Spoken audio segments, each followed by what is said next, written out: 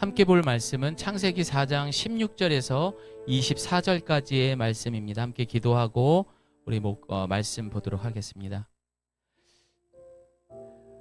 우리를 끔찍히 사랑하시는 주님,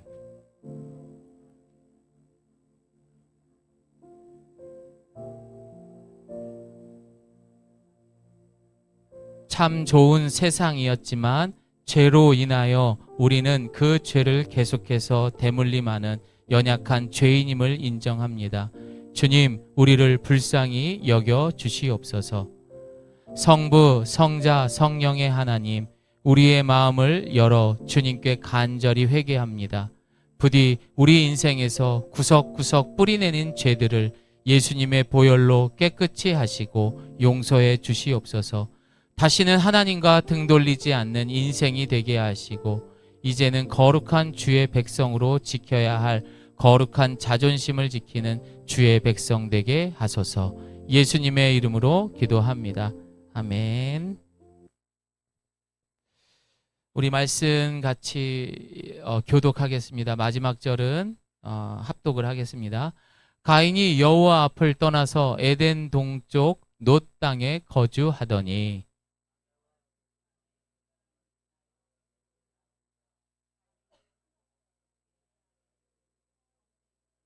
에녹이라 하니라. 에녹이 이랏을 낳고 이랏은 무후야엘을 낳고 무후야엘은 무두사엘을 낳고 무두사엘은 라멕을 낳았더라.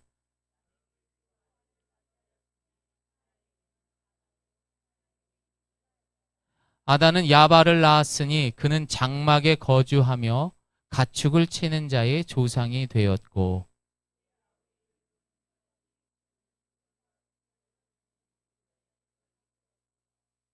실라는 두발 가인을 낳았으니 그는 구리와 새로 여러 가지 기구를 만드는 자요 두발 가인의 누이는 나아마였더라.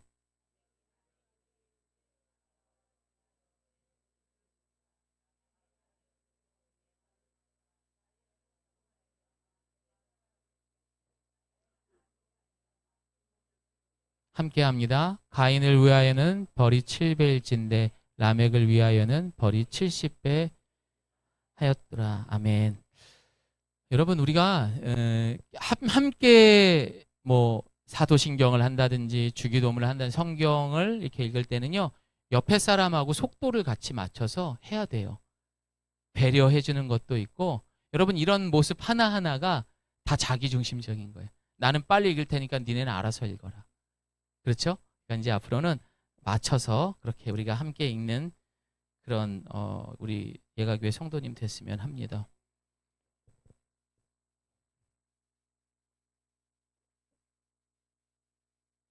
세상 사람들에게 왜 예수님의 십자가에 죽으셔야 하는가? 왜 예수님이 십자가에 죽으셔야 하는가? 라고 질문한다면 답은 로마서 3장 23절에 나와 있습니다. 우리 함께 읽어봅니다. 시작. 모든 사람이 죄를 범하였음에 하나님의 영광에 우리는 모두 죄를 범했습니다. 그래서 그 십자가의 사건이 꼭 필요한 줄을 믿습니다. 하나님은 분명히 말씀하셨습니다. 너희가 이 선악과를 먹게 될 때는 어떻게? 반드시 죽는다. 반드시 죽는데요. 그리고 그 결과의 모습을 보신 하나님은 창세기 6장 5절에 뭐라고 말씀하시느냐? 여호와께서 사람의 악이 세상에 가득한 것과 그 마음에 품는 생각이 항상 악하기만 한 것을 보셨다라고 말합니다. 품은 것마다 악하대요. 자, 그리고 예레미야 17장 9절에는 뭐라고 말하느냐? 마음은 모든 것보다 거짓되고 병들어 있다라고 말합니다. 다시 말해서 이 죄로 인하여서 우리는 병들어 있는 겁니다. 세상은 죄로 병들어 있습니다. 우리에게 이 병을 고칠 수 있는 분명한 의사가 필요합니다. 그것도 정말 용한 의사가 필요합니다.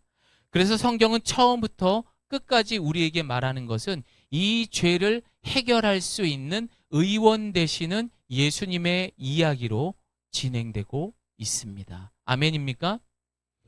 거기에 다른 게 들어가 버리면 이단이 되는 거거든요. 그러니까 이단을 구별하는 건 너무나 쉬운 거예요. 헛소리 하면은, 예수님 이야기 외에 헛소리 하면은 이단이 되는 거예요. 그래서 어떻게 되느냐? 요한복음 20장 31절을 보게 되면 예수께서 하나님의 아들 그리스도이심을 믿게 하려 하심이라. 결국 우리는 그 예수님을 꼭 믿어야 하는 것입니다. 그러나 그 죄의 영향은 오랜 시간 쌓이고 창세부터 되었으니 얼마나 많습니까? 그리고 하나님의 백성을 주님께 등 돌리게 했고, 우리는 그 소식을 이제는 전해야 하는 사명을 가졌다라는 것입니다. 죄송한 이야기를 하나 하자면요, 여러분들이 무슨 일이 있어도 일을 하시잖아요. 그런데 왜 주님이 시키는 일은 왜 안 하세요? 저는 그게 제일 궁금합니다. 근데 그렇죠, 여러분. 그럴 수밖에 없죠. 그래서 우리는 더더욱 오늘 말씀에 집중해야 돼요. 우리는 그것을 전하기 위해서 다음 주 토요일, 주일 오전 11시부터 여름 수련회를 갔습니다. 안 해도 돼요. 이 정도 되는 규모에서 성경학교를 하고 수련회를 하는 교회 없습니다. 근데 저는 이보다 더 없어도 할 겁니다. 계속해서 주변의 가족과 이웃을 초청하고. 왜 그렇게 합니까? 그들은 죄로 병들어 있기 때문에 갈 바를 알지 못하고 있기 때문입니다. 하나님과 단절된 삶으로 고된 인생을 살아가고 있고 영원한 사망의 길로 가고 있기 때문이에요. 그들은 모두가 주님이 필요합니다. 여러분, 우리가 그런데 그렇게 전하려고 하면은 순순히 받아들입니까? 선을 딱 긋죠. 야, 니들은 니들 신 믿어라. 나는 나대로 믿겠다. 사람마다 자기의 기준이 있습니다. 자기가 생각하는 기준이 있다는 말입니다.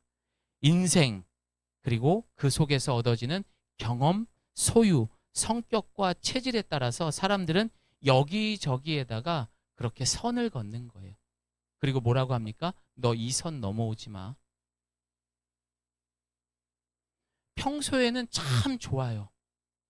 세상 없는 정말 의인이고 누가 봐도 참 괜찮은 사람이에요. 그러나 자기가 가지고 있는 그 선을 넘으면 이 사람들은 돌변합니다. 그러나 더 큰 문제는 뭔 줄 아십니까? 저 사람은 저 선을 넘으면 안 되기 때문에 나는 복음을 전하지 않을 거야. 바로 그러한 편견과 기준을 우리가 먼저 가지고 접근하지 않는 우리 그리스도인이 더 문제가 될 수 있다라는 겁니다. 이번 주에도 병원에 가서 기도를 해드리는데 한 분 안에 그러더라고요. 아, 시끄러 진짜. 아, 계속 이러시는 거예요. 제가 옆에서 기도하는데. 제가 쫄았어요.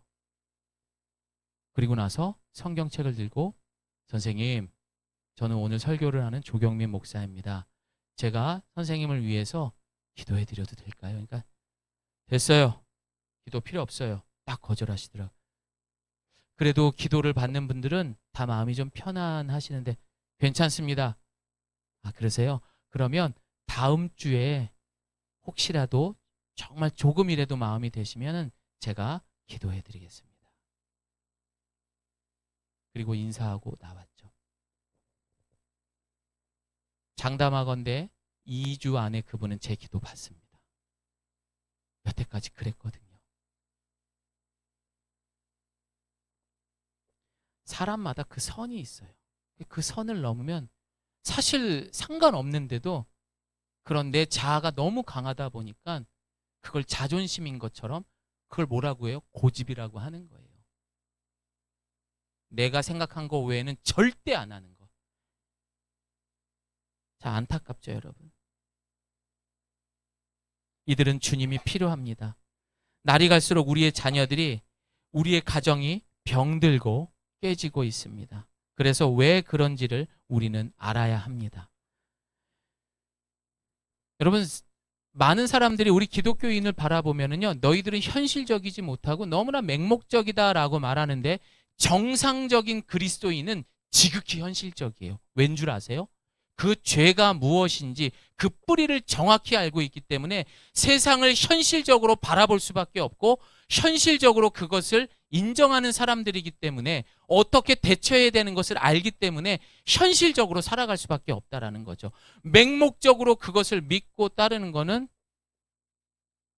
성경에 어긋나는 삶을 살고 있는, 잘못된 종교 행위를 하고 있는, 교회에 출석하는 사람들인 것입니다. 이해하시죠, 여러분?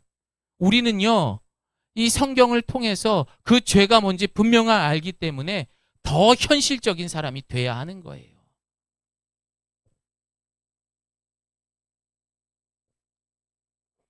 그리고 그런 세상 속에 우리는 부름을 받았고, 이제는 그 진리를 전할 수 있어야 돼요. 뭐라고? 아닌 건 아니다. 따라해 봅니다. 아닌 건 아니다. 아닌 건 아닌데 그거를 아니다라고 또 이야기하는 게 바로 그 선을 긋고 고집 부리는 거예요.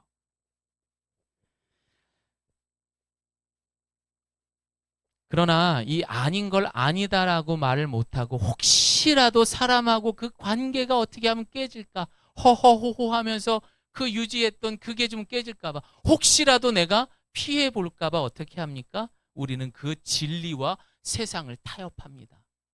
큰일 나는 거죠. 사람들이 부담스러워해, 싫어해. 그러면서 아닌 걸 아니다라고 말 못하는 거죠. 여러분, 이런 사람들을 뭐라고 하는 줄 아십니까? 방관자. 방관자의 뜻은 어떤 일에 자신은 직접 참여하지 않은 채 곁에서 바라보기만 하는 사람들을 방관자라고 하는 거예요. 나 예수는 믿어. 그런데 실질적으로 나가서 주님이 하라고 하는 사명은 아무것도 하지 않는 거예요. 그게 방관자예요. 비겁하고 아주 이기적인 족속들입니다. 그리고 자기들 필요한 것에는 아낌없이 헌신하는 사람들.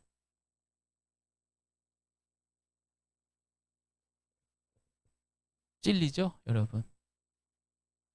저도 많이 찔렸어요. 그런데 위로받을 수 있는 건요, 예수님의 제자들도 방관자로 살았었거든요. 그러다 진짜 복음을 깨달으는 순간 다시 등 돌리는 삶을 살았다는 거예요. 무엇으로? 따라합니다. 예수의 보혈로. 그렇습니다. 이 세상과 다시 등 돌리고 하나님 곁으로 갈 수 있는 유일한 방법은 예수님의 보혈뿐입니다. 이런 방관자들의 삶은 어떻습니까? 그냥 지켜보고 이렇게 그냥 물에 술 타듯이, 물에 술 타듯이, 술에 물 타듯이 그렇게 지내다 보니 구원이니 천국이니 이제 이런 것들에 대해서는 매력이 없어요. 나하고 상관없는 일이에요. 언젠간 이루어지겠지만 현실적이지 못하고 맹목적인 사람으로, 오히려 그 사람들이 오히려 더 현실적인 사람들이 돼버립니다. 이런 사람들은 타종교, 무종교 할 것 없이 사람과의 경계선이 없어집니다. 그들이 바람도 목표도 이제는 어떻습니까? 세상과 다를 바가 없어지게 되는 것입니다. 여러분, 혹시 우리가 나가서 이 복음의 물을 흐리고 있지는 않습니까? 여러분, 혹시 그렇게 하진 않습니까? 세상 사람들과 똑같이 농담하고, 한 번은 그런 게 있어요. 아유, 나도 집사야, 나도 집사야. 아유, 나도 집사야. 똑같이 욕하고 음담패설하고 똑같이 손에 담배를 쥐고 그렇게 술잔을 기울이면서, 괜찮아, 나도 집사야, 한 잔해. 여러분, 부끄럽지 않습니까? 2000년 전 예수님이 그런 나를 위해 십자가에 모든 물과 피를 쏟으시면서 그 살점이 찢겨나가면서 돌아가셨는데, 내가 집사야, 내가 성도야 하면서 세상과 다를 바 없는 삶을 살고 있는 것은 결국 복음의 물을 흐리는 방관자의 삶을 우리는 살아가고 있는 것입니다. 결국 이 모든 모습은 우리가 오늘 봐야 할 창세기의 선악과에 대한 결과, 다시 말해서 그 죄가 우리 삶에 이미 깊이 뿌리내리고 그것이 우리의 영혼을 병들게 한 것입니다. 방관자의 삶을 계속 살면 어떻게 되는 줄 아세요? 시간이 흐를수록 공허해집니다. 뭘 얻어도 잠시 만족만 얻고 늘 갈증을 느끼죠. 우물가의 여인처럼. 그리고 어떻게 합니까? 무슨 일만 생기면 상대방을 원망하고 그들은 만족하지 못하며 그렇게 오늘도 숨을 쉬니까 어쩔 수 없이 살아가는 무기력한 인생들이 바로 방관자에 남아있는 인생들입니다.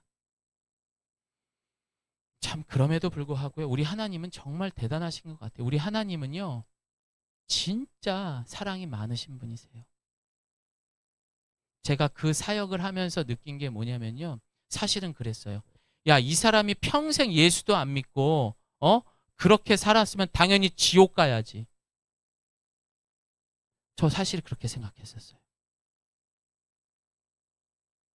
그런데 그분들의 귀에 대고 내가 그럼에도 불구하고 성도님 제 말 들리시죠? 이 사람은 지금 그런 걸 못 느끼고 있는 상황이죠. 지금이라도 내가 잘못한 것을 뉘우치고 예수님 영접합니다. 이 말 하셔야 돼요. 내가 예수님 영접합니다. 나 용서해 주세요. 이 말씀 하세요. 제가 귀에 대고 임종 직전에 있는 분한테 그 기도를 하고 있더라고요. 돌아 나와서 이런 생각을 했어요. 야, 하나님 진짜 사랑이 많으신가 보다. 저 사람을 끝까지 어떻게든 천국 데려가려고 나를 통해서 기도하게 하시는구나. 이것은 조직신학에서 이제 예정서라고도 관계가 있습니다. 한번 하나님께서 선택하신 사람은 하나님께서 끝까지 구원하시는 하나님인 줄을 믿습니다. 하나님은 사랑이 많으셔서요. 망설임 없이 이렇게 방관자로 살아가는 사람이고 비겁하고 치사하게 곁에서 보고 있는 사람일지라도 하나님은 이런 사람도 포기하지 않고 부르시는 하나님이고 가난하고 존재감 없이 그렇게 살아가는 사람들도 하나님은 다시 부르십니다. 얘야, 너 이 세상에 저런 많이 아팠지. 너 많이 힘들었지. 그래, 내가 위로해 줄게. 지금도 늦지 않았어. 나에게 오렴.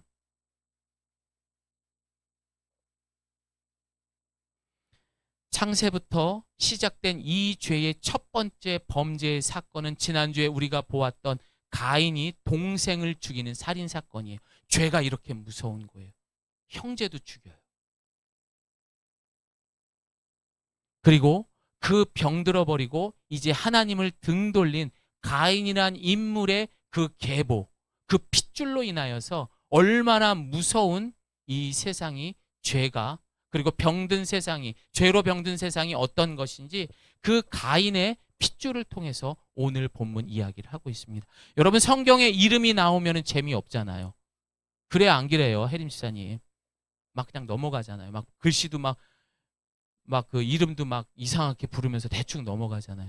그런데 여러분 성경에 이름이 기록되었다는 것은 왜예요? 중요하기 때문이에요.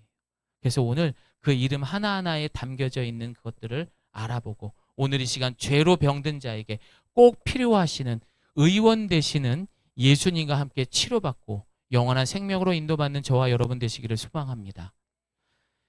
생명은 생명을 낳습니다. 그렇죠? 하나님의 생명을 가진 사람은 하나님의 백성이 낳는 거예요. 죄를 가지고 있는 사람은 죄의 백성을 낳더라고요.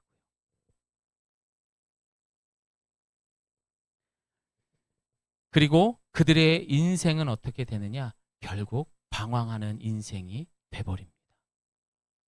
잘 먹고 잘 사는데도 늘 불안한 거죠. 이곳저곳 기웃기웃대면서 뭐 먹을 거 없나? 뭐 좀 채울 거 없나? 4명의 사냥꾼이 산속을 막 이제 사냥을 하다가 길을 잃어버렸습니다.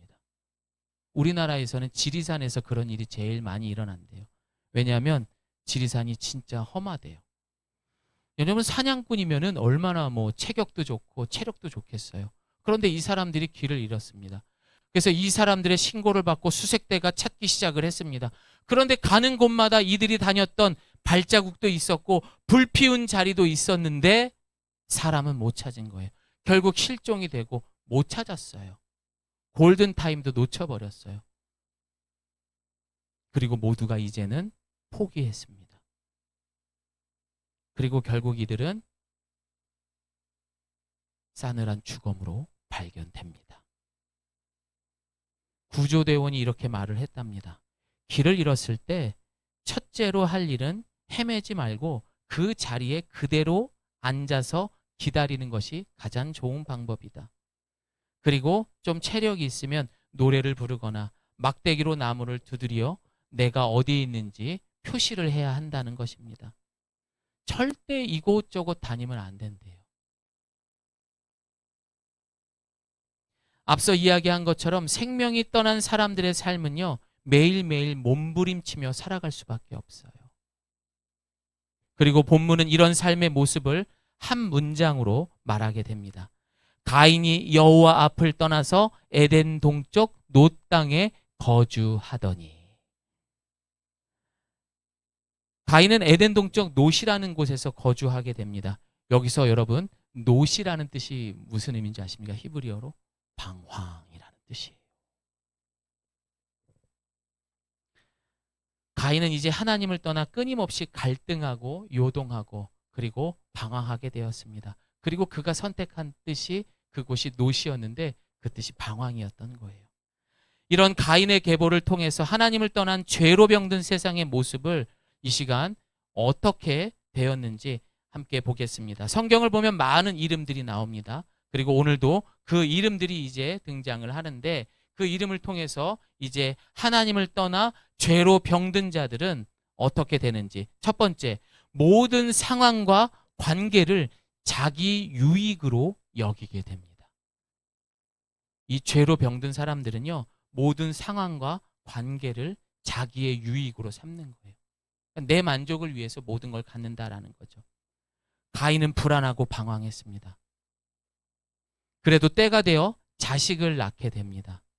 그런데 이 불안하고 방황하는 가인의 삶은 두려울 수밖에 없었어요. 그래서 그 아들의 이름을 무엇이라고 짓느냐? 에녹이라고 짓게 됩니다. 이 에녹이라는 이름의 뜻은요, 우리가 헌신이라는 뜻을 갖고 있어요. 헌신. 왜 에녹이라고 지었을까? 창세기 4장 17절 우리 함께 읽어봅니다. 시작. 아내와 동침하매 그가 임신하여 에녹을 낳은지라. 가인이 성을 쌓고 이름으로 성을 이름하여 에녹이라. 여러분, 성을 쌓는 것은 왜 쌓는 거죠? 적으로부터, 외부로부터 자신을 보호하기 위함이라는 것입니다. 즉 나를 위해서 사용되기 위해서 성을 쌓는 거죠. 그런데 그 성의 이름도 뭐라고 지었어요? 에녹이라고 친 거예요. 다시 말해서 자신이 불안한 인생, 방황하는 인생을 너는 내 아들이니까 너는 앞으로 나를 지키고 보호하고 헌신하며 살아야 돼. 그래서 에녹이라고 지은 거예요. 가인의 이런 영적인 결핍과 두려움은 자신의 모든 환경, 그 성조차도 많은 사람들이 있어도 그 이름을 에녹이라고 지은 것처럼 심지어 자신의 핏줄까지도 내 소유물로 여기고 에녹이라고 이름을 지은 것이에요. 하나님을 떠나 죄로 병든 자들은 모든 상황과 관계를 자기의 유익으로 여기게 됩니다. 그 예로 이 땅에 살아가는 부모님들이 바로 자신의 자녀들을 자기의 소유물로 삼는다라는 것입니다. 예를 들면요, 모든 줄 것 같은, 또 그것이 사랑이라고 생각하지만 엄연히 생각해 보면은 그 뒤에 모든 것들이 조건이 있기 때문에 사랑에 어긋난 집착이라는 거예요. 그럼 그 조건이 무엇입니까? 내가 과거에 갖지 못했고 가난했고 어려운 게 있었기 때문에 이 자녀들에게 이런 걸 해줘야 돼라는 대리만족이라는 것입니다. 그래서 여러 가지 하고, 내가 어렸을 때 피아노 학원 다니는 걸 못 다녔어. 얘는 피아노 무조건 가르쳐야 돼. 내가 어렸을 때 배움이 짧았어. 무조건 넌 대학 가야 돼. 뭐 이런 거겠죠. 내가 어렸을 때 나이키 신발을 못 신었어. 얘는 무조건 나이키만 신겨야 돼. 그러니까 돈이 없어도 어떻게 하든 그것만 하려고 하는 거죠.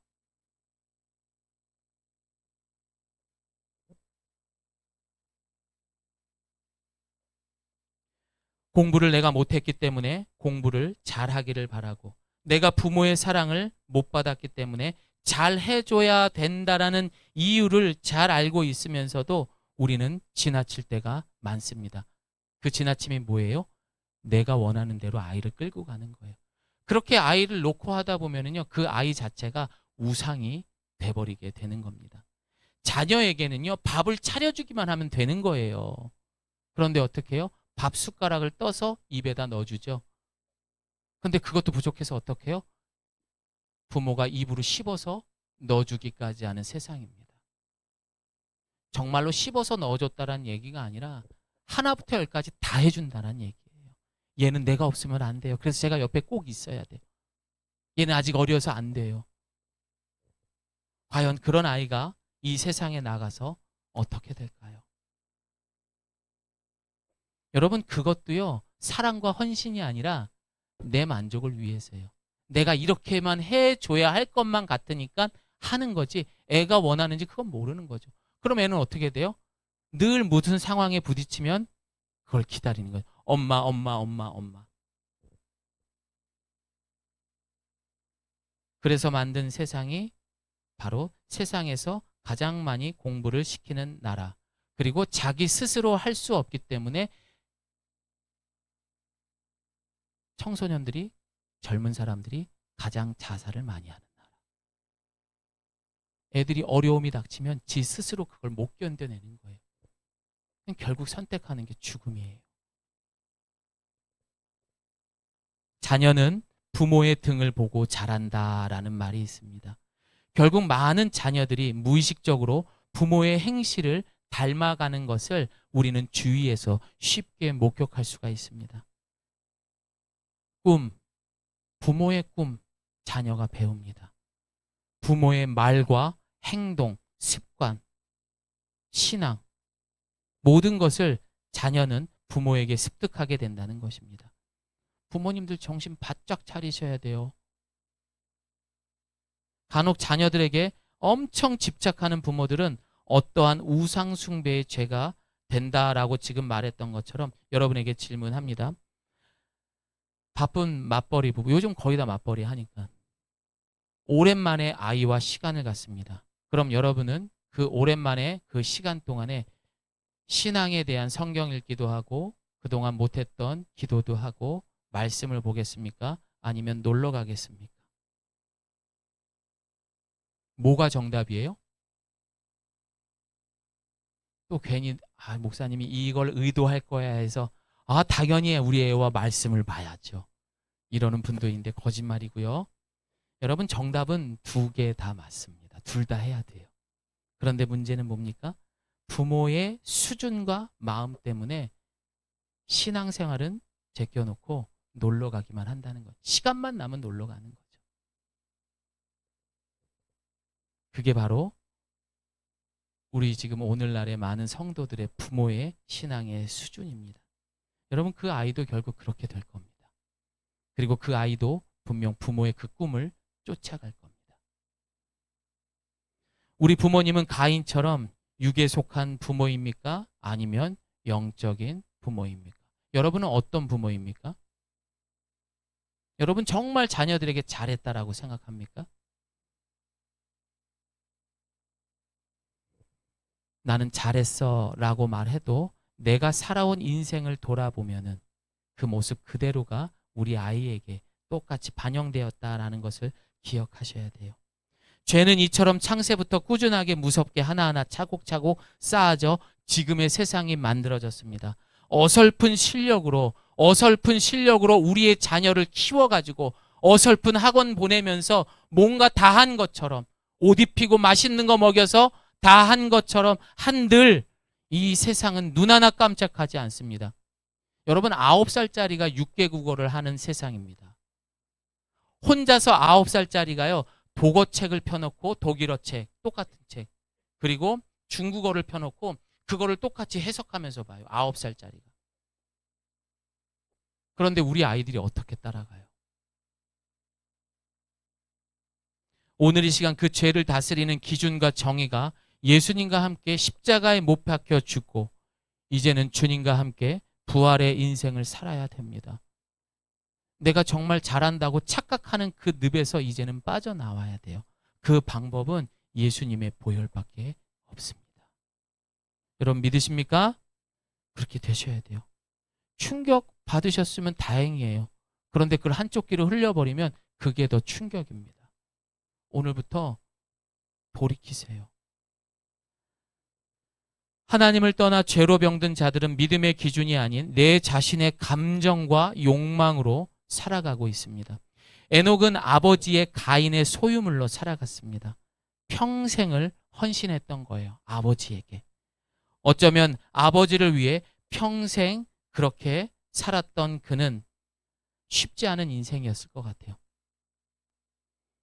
아니, 저는 이걸 한번 생각해 보니까 약간 대한민국의 그런 유교와 좀 비슷한 것 같아요. 막 그런 효, 장자, 아버지 이런 부분에서 많은 그런 피해를 볼 수 있는 자녀들이 있을 것 같다라는 생각이 듭니다. 유교를 욕하는 건 아니에요. 그러나 그거를 너무 드러냈기 때문에 그걸로 상처받은 사람들이 많다라는 것입니다.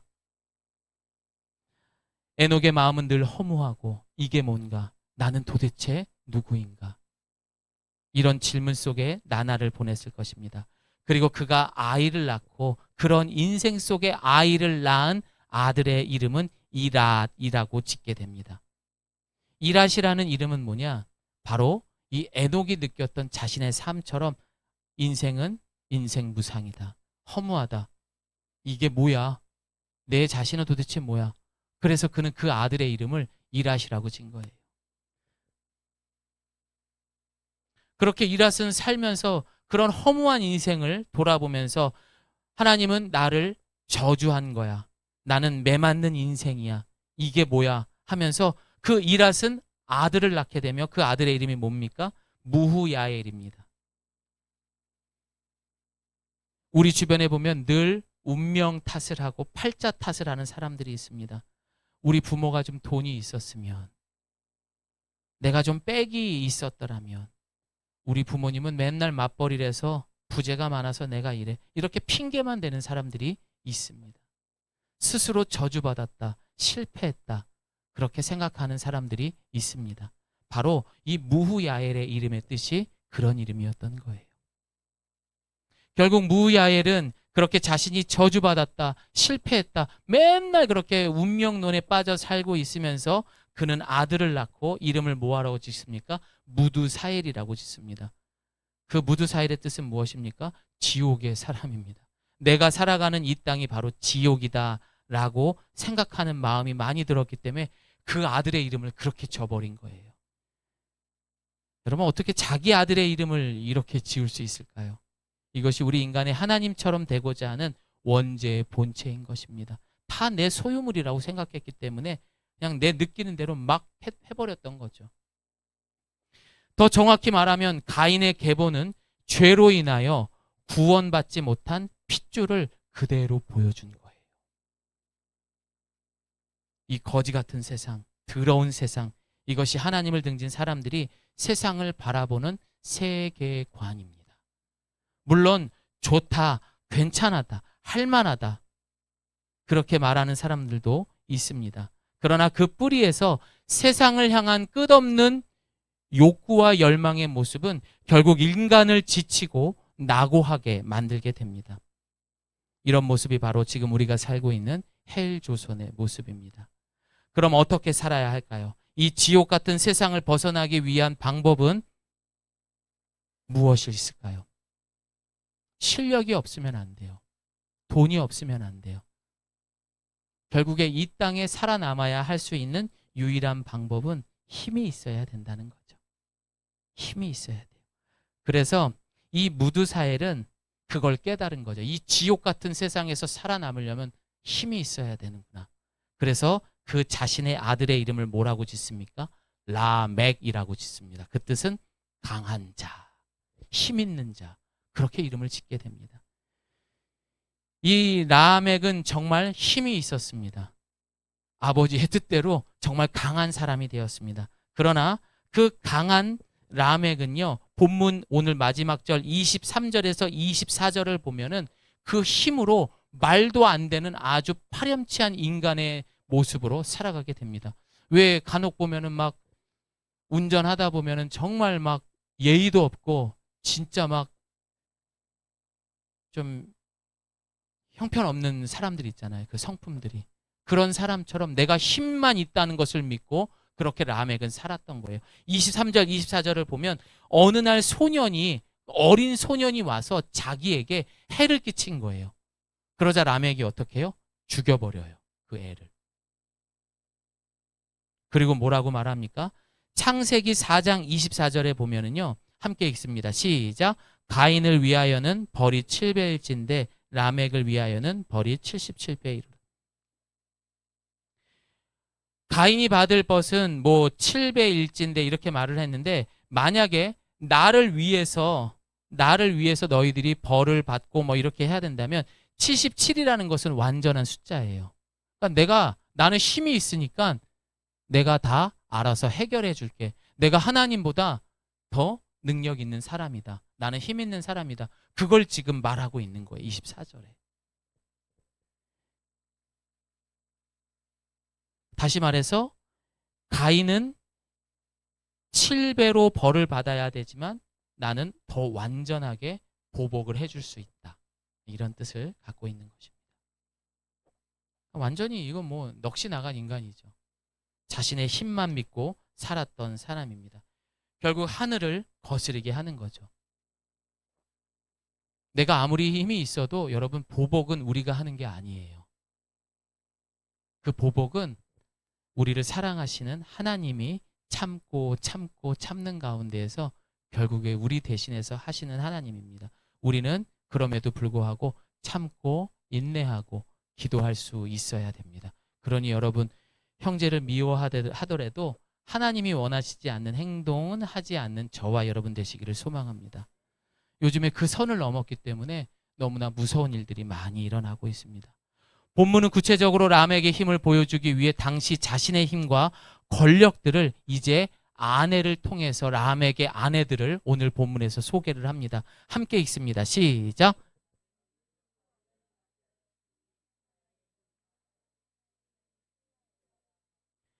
중동이나 아프리카에 가게 되면은요, 자신이 힘 있는 사람을 보여주기 위해서 어떻게 합니까?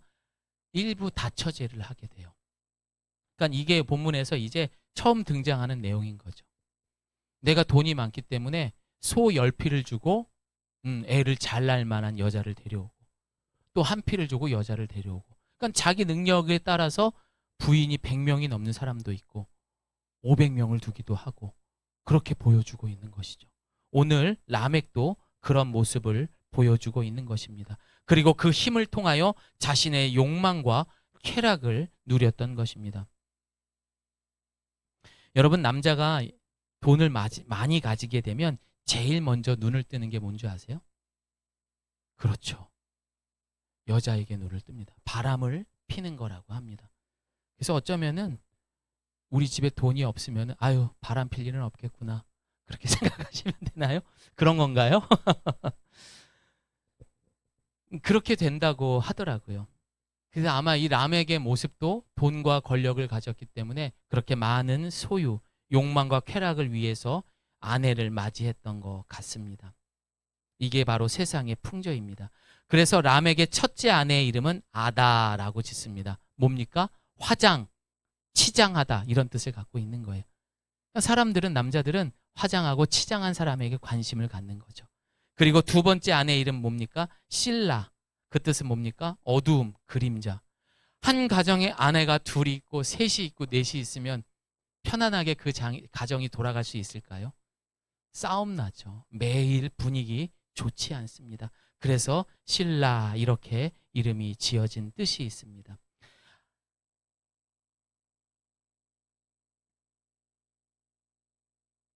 사람들이 자신이 원하는 것을 취하기 위해서는 어떤 대가를 치루어서라도 그것을 꼭 채워야 하는 것이 우리 인간의 모습입니다.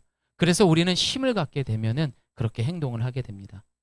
우리는 신앙생활 하면서 정말 중요한 내가 기도회를 해야 할까? 아니면 내가 필요한 것들을 할까 고민을 합니다.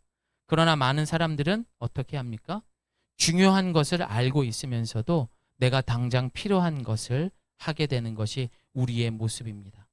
나는 지금 무엇으로 이 죄를 이기며 살아가고 있습니까? 나의 감정과 이익입니까? 아니면 십자가에서 나의 죄를 위해 죽으신 십자가의 삶을 선택하고 그렇게 살아가고 있습니까? 여러분, 오늘 이 시간 그 모습을 결단하시기를 바랍니다. 하나님을 떠나 죄로 병든 자들은 물질 중심적 삶을 살아가게 됩니다. 첫 번째 아내였던 아다의 아들 이름은 야발이라고 합니다. 이 뜻은 시냇물을 옮기다, 시냇물 옮기다, 이동하다 이런 뜻을 가지고 있습니다. 이 야발이라는 사람은요, 이런 정해져 있는 성에 거주하지 않고 성막을 지어놓고 이곳저곳을 목축업을 하면서 살아가게 됩니다. 안정된 삶을 살아가는 것이 아니라 자신에게 도움이 될 수 있는 곳을 찾아서 일하게 되는 것입니다. 다시 말해서 물질을 위해 살았던 것입니다. 심지어 장막을 치고 살다 보면은 이 날씨로 인하여서 또 그런 외부의 짐승으로 인하여서 목숨을 잃을 수 있음에도 불구하고 그는 물질을 위해서 그것을 감수하고 장막 생활을 하게 되면서 이동하는 삶을 살게 된 거예요. 이것이 바로 오늘날의 우리의 모습입니다. 그래서 많은 사람들이 일을 열심히 하다가 5, 60세가 되면서 많은 질병을 얻게 되는 것과 똑같은 모습입니다. 참 재미있는 것은 그렇게 죽도록 일하고 여러분 이제 어떻게 합니까? 죽도록 소비합니다. 여행 가야죠. 맛있는 거 먹어야죠. 옷 사 입어야죠. 할부로 핸드폰 사야죠. 그리고 어떻게 합니까? 음주 가무도 즐겨야 되죠. 세상의 온갖 향락, 세상 사람들이 하는 온갖 즐거움들을 이제 해야 되는 거예요. 내가 그렇게 땀 흘리고 일했으니까 여행 가, 바캉스 가야죠. 술 한 잔도 해야죠. 그래서 야발의 아우의 이름은 뭡니까? 유발입니다. 그의 이름의 뜻은 소리, 기쁨, 유흥문화, 소비문화의 시작이 된 것입니다. 여러분 보면은요, 이 죄로 인해 병든 세상은 그대로 지금의 모습을 다 드러내고 있습니다. 여러분 이 세상은 정말 재미와 쾌락에 빠진 것들이 너무나 많습니다. 그리고 하나님께 집중하지 못합니다. 왜요? 재밌는 게 많으니까. 재미와 쾌락을 위해서는 또 하나님께 드리는 시간과 11조는 안 해도 자신들이 필요를 위해서는 무조건 시간과 물질을 아낌없이 사용하는 것이 지금 우리의 모습입니다. 매일 자녀와 함께 성경 읽고 기도하는 것은 잊어도 매일 드라마 보는 것은 잊지 않고 합니다. 이 모든 것이 바로 유발이라는 사람으로부터 그가 조상이 되었기 때문입니다. 저희 교회 안에서도 늦은 시간까지 드라마를 보면서 유발의 후예로 살아가고 있는 사람들이 있습니다. 이것이 하나님과 등지고 혹은 세상과 양다리 걸친 지금 우리의 모습입니다. 그리고 22절에 신라는 두 발 가인을 낳는다라고 말하는데 그의 뜻은 넘쳐 흐르다, 번식하다의 뜻을 가진 만큼 이게 뭡니까? 기계와 연장을 만들면서 이 세상이 좀 더 편안하게 살아갈 수 있는 그런 세상으로 만들어버리게 되죠. 철기구를 막 사용하기 시작을 했던 거죠. 그런데 문제는 뭡니까?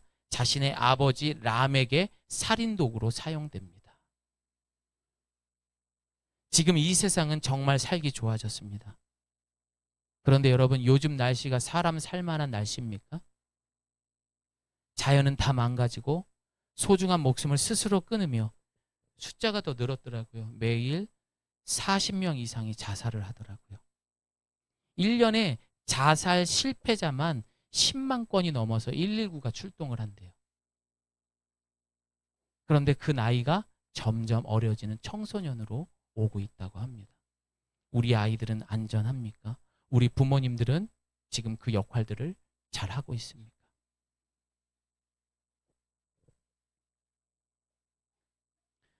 정말 편하고 살기 좋은 세상이 되니 이제는 서로 죽겠다고 난리입니다. 결국 이런 문명과 과학의 발달은 진정한 만족과 행복을 주지 못한다는 것을 확실히 우리에게 보여주고 있습니다. 여러분, 그것만이 전부가 아니에요. 진짜 필요한 걸 하셔야 돼요. 남는 시간이 있다면은 말씀 보세요. 아이들하고 기도하셔야 돼요. 기도의 자리가 있다면 사모하시고 목숨을 걸고 참석하세요. 무엇이 정말 중요한지 기억하셔야 됩니다. 그리고 오늘 마지막 두발 가인의 누이 나아마라는 사람이 등장하는데 그의 이름의 뜻은 아름다움입니다. 미와 쾌락을 말하는 것입니다. 요즘에 많은 여성분들이 많은 성형을 합니다. 예뻐지려고 해요. 가진 거 없어도 예뻐지기만 하면 돼요. 왜요? 돈 많은 남자들이 그 여인을 보거든요. 그러면 팔자를 고치거든요. 나아마의 뜻이 바로 그런 뜻인 거예요. 그래서 여자들은 무조건 이뻐야 돼요. 치장해야 돼요. 그때부터 지금까지 내려온 문화, 그 죄의 병든 모습이 오늘날의 풍조가 돼버린 겁니다. 여러분, 과거에요, 우리나라 여자들이 얼굴을 하얗게 하는 게 미인이라고 해가지고 어떻게 한 줄 아세요? 얼굴에다가 우리는 지금 분칠을 하잖아요. 그런데 옛날에는 납을 발랐대요. 수은을 바르고 얼굴이 썩어 들어가도 그걸 덧칠하고 덧칠할 정도로. 그리고 서양에는 허리가 잘록해야 된다고 그래서 일부러 갈비뼈를 부러뜨려서 갈비뼈를 날씬하게 할 만큼 다 이 모든 것들이 누이였던 나아마로부터 시작된 것입니다. 이것이 바로 지금 우리가 병든 세상, 이 세상의 풍조입니다. 이제 말씀을 마무리합니다. 우리 그리고 눈을 한번 감아볼게요. 여러분 한번 잘 들어보세요. 눈을 감고 한번 정말 여러분 가슴에 손을 얹고 생각해 보세요. 우리가 지금 살아가는 이 세상에 내 삶의 패턴을 한번 잘 생각해 보세요. 가족들을 대하는 나의 모습, 또 내가 세상에 나가서 무엇을 위해 살아가는지, 나는 무엇을 가지고 가장 기뻐하는지, 나의 유익은 정말 무엇인지, 나의 삶의 목적은 무엇인지, 나는 지금 어디로 가는 것일까? 분명한 것은 우리는 이미 창세 때 죄로 병든 육신과 영을 가지고 이 땅에 태어난 죄인이라는 것을 인정해야 됩니다. 그걸 인정하게 되면 현실을 좀 냉정하게 바라볼 수 있고 경계해야 되는데, 내가 아직도 그 세상 풍조에 똑같이 그 복음의 물을 흐리고 살아가고 있다면은 나는 여전히 그 병든 삶을 살아가고 있는 거고, 아니면은 교회를 출석해도 양다리의 삶을 살아가고 있는 것입니다. 영적 간음을 하고 있는 거예요. 그래서 우리는 단 하루도 부활하신 예수 그리스도의 보혈의 능력이 없다면 우리는 그 죄의 지배자에게 조종당한다는 것을 잊지 말아야 돼요. 얘는 내가 신경 안 써도 돼. 어차피 말씀 안 보는 애야. 어차피 기도 안 하는 애야. 바쁜 애를 내가 왜 건드려? 사탄이 그렇게 바라보면서 그냥 내버려두는 인생도 있고요. 뭔가 하려고 하면은 이곳저곳 해서 일이 뻥뻥 터집니다. 그렇게 할 만큼 우리를 천국 가는 길을 방해하는 것이, 하나님께 등 돌리게 하는 것이 사탄 마귀의 목적입니다. 여러분은 지금 어디에 있습니까? 오늘 이 시간 또 한 번 권면합니다. 하루라도 말씀 보지 않고 기도하지 않으면 우리는 그런 인생 살 수밖에 없어요. 꽃은 시들지만 하나님의 말씀은 영원하듯이 여러분, 우리 매일같이 말씀과 기도를 사모합시다. 그것만이 유일한 세상을 이길 수 있는 방법이에요. 예수님의 보혈, 그 피로 기록된 그 흔적이 여러분이 되시기를 소망합니다. 우리 시간 함께 기도하겠습니다.